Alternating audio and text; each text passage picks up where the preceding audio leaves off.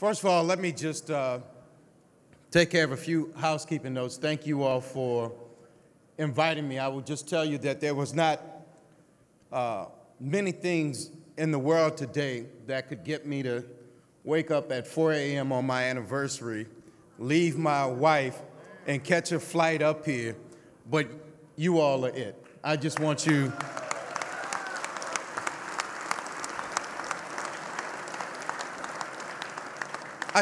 to know that, because that's just the way that I was raised, and I'll talk about that in a few seconds. First, let me thank my guys who escorted me up here, who not only have they been my friends since I was 25 and running for the state legislature and took a chance on me a long time ago, but they've been my friend throughout my career. And in New Orleans, you know, we've been through an awful lot. From Katrina and Rita to the BP oil spill to all of those things, we have endured a lot. So my political friends and my family friends, let me just recognize Leo, Tiger, Dennis, all of those who escorted me up. And I'll just say in New Orleans, and I can just speak for New Orleans here, that my guys are a must stop. If you want to get elected to political office, you have to go see our building trades and our friends with labor. Let me just tell you something that they may not have mentioned in the bio or anything else. Why I'm such a friend of labor. And my mother was the strike team captain at her school. She was a public school teacher. And I can remember just very few things from my childhood. But I remember that when I was 4 and my brother was 6, that the teachers were on strike. And my mother said, look, for the next couple weeks, things are gonna be a little bit different. And we just figured that, you know, she would be gone picket, she'd get home and she would be cranky. What we didn't realize is that the food service workers said, if you have any person out here on the picket line when we get here in the morning, we won't cross it. And she said, well, what time do you get there usually? They said 6 in the morning. So my mother decided that her strike team at 6 in the morning would be my mother, my brother, and myself. So that's how long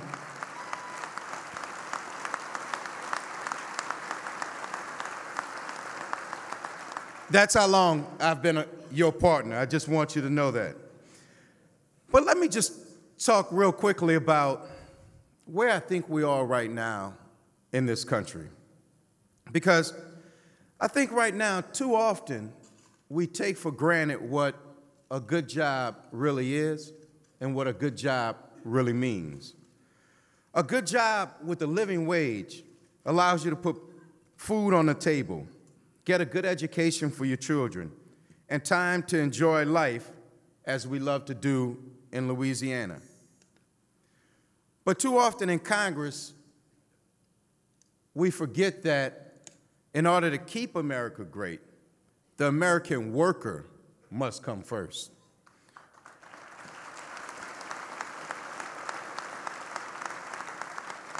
But because many of my Republican colleagues are so concerned with being the most conservative on every issue, they forget about who and what really makes this country what it is. We have to get back to a place where the federal government is building a bridge toward economic security. An affordable health care plan is a part of that bridge. Making folks whole after they're hit by a natural disaster is a part of that bridge.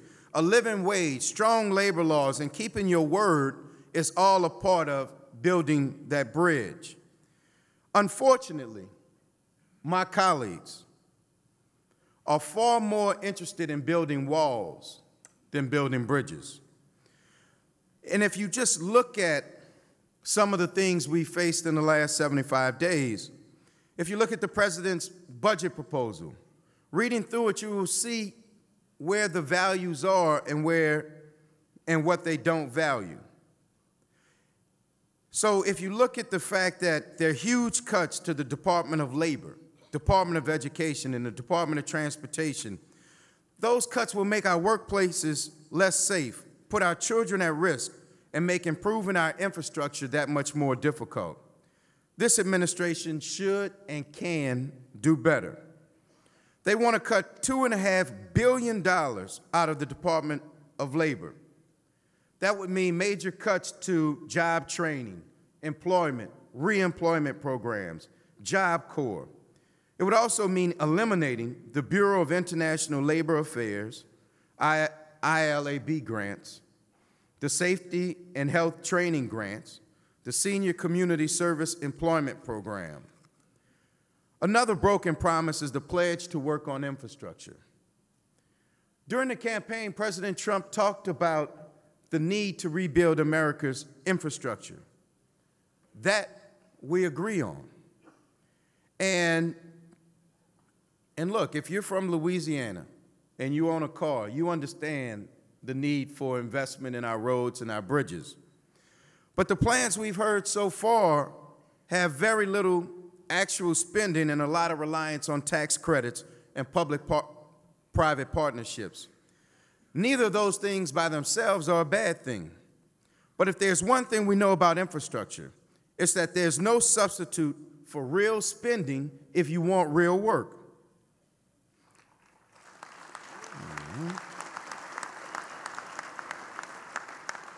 If the administration's plans relies on having private actors looking to make a profit to do the most of the work, then this plan is bad for the American people. Under that plan, we won't get the infrastructure improvements we need. We'll get the infrastructure private companies think that they can make a buck from. And we definitely don't need more toll roads. There are just some things only government can do, and improving our infrastructure is one of those things, especially in this day and age where infrastructure means so much more than just asphalt. Infrastructure these days means not just roads and bridges, ports, waterways, improved city infrastructure. It also includes things like broadband and energy grids. These are all projects that improve people's lives and help them connect to the world. Any serious infrastructure plan would include all of these things because they all promote growth. It would also make sure that American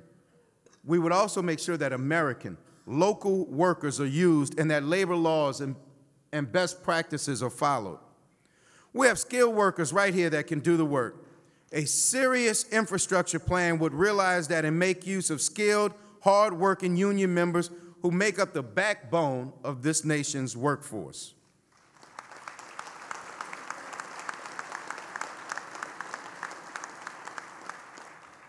I hope that the President's infrastructure plan does include all of these aspects. If it does, I'll support it. If it doesn't, if it's bad for American workers, if it targets unions or leaves the American people worse off, I will fight it every step of the way. And if it doesn't include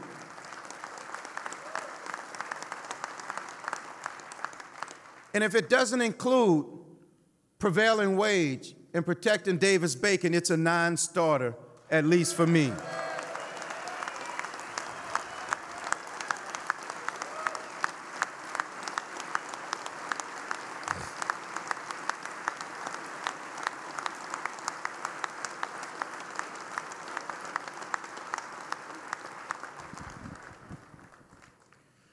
So what do I mean when I say protect the American worker? To me, that means saying that no trickle-down economics and no trickle-down trade policies. That means we defend access to health care for the thousands of Louisianans and the millions around the country who are benefiting from the ACA. That means fighting against wage stagnation in the middle class and promoting a living wage. That means we invest in job training, apprenticeships, and summer jobs to prepare the next generation for our workforce. It means we address diversity shortfalls so that we can lift all of our communities out of poverty.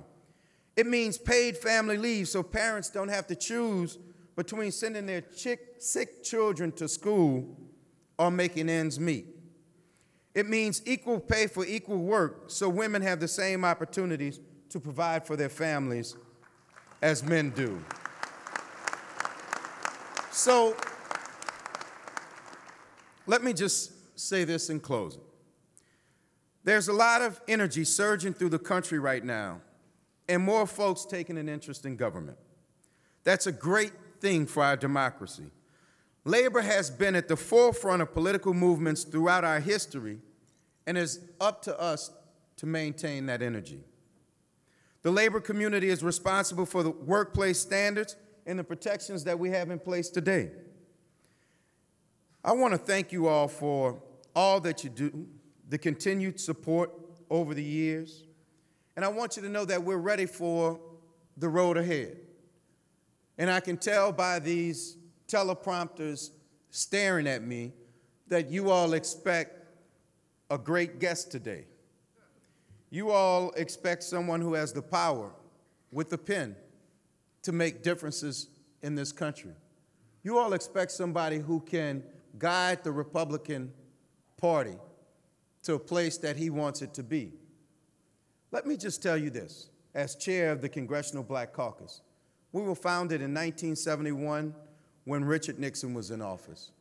And since 1971, we've been called and have the reputation for being the conscience of the Congress.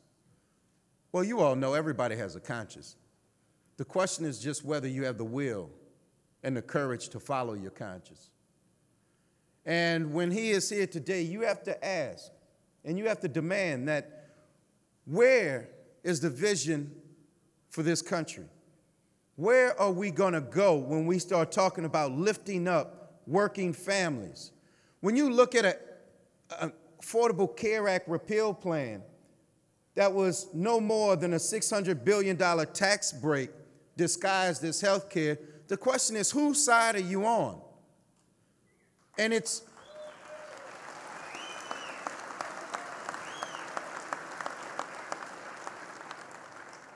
a fair question. It's a question that Tiger and Leo ask every candidate that goes before the AFL-CIO and the building trades to get an endorsement. The question is crystal clear. What side do you stand on? Do you stand with America's working people, or do you stand with those who would like to keep the working people down? And you have that right today. You have that responsibility today to make that voice heard. And the other thing that I'm going to encourage you to do is not separate from your brothers and sisters in labor that are not just the building trades. So we have to be crystal clear that the promise of an empty infrastructure plan will not let us or encourage us to turn our backs on our teachers that are busting their butts all around this country to educate our public school kids.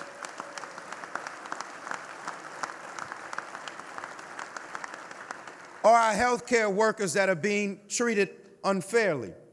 But it is safe to say, if you invest in infrastructure in a way that brings us to the table, not only, and this is the important part for a builder or investor or whatever trade he came from, but you have to let them know that we will build it on time, on budget, with paying a prevailing wage, and we will lift this country up and make sure that it's the greatest country on earth, and we didn't get here by accident.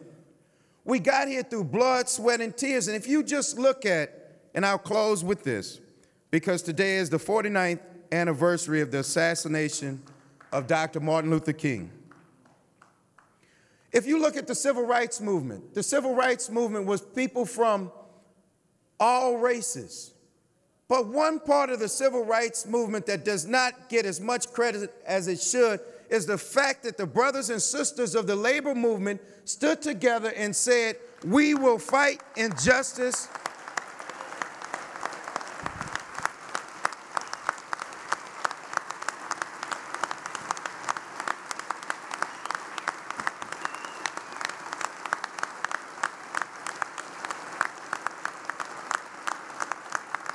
And because you all fought injustice, you made this country a more perfect union.